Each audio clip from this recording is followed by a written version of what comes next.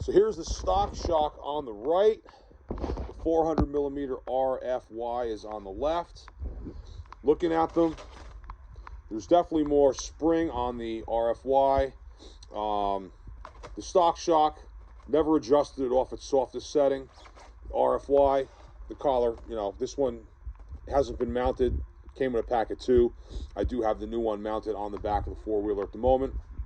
There does appear to be more travel on the stock shock when you mount them up eye to eye.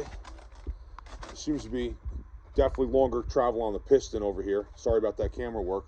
But the newer shock, it looks better, but you know, it's about performance. The stock shock, even though I never really adjusted it to a firmer setting, it would take the travel, it would take the bumps, but it really wouldn't rebound back up.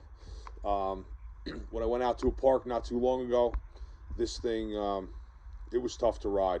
It was pretty firm on the back. At least now with the new shock on the back, it's definitely a more plush ride.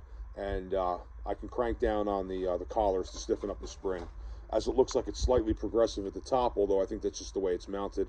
I don't really believe it's a progressive spring, but it's definitely a lot softer, more compliant ride now, especially with the 2 new ones up front like I have, as I swapped out the front shocks as well. Here is the new RFY 400 millimeter shock installed. 1/4 inch spacers, like Delrin spacers down there.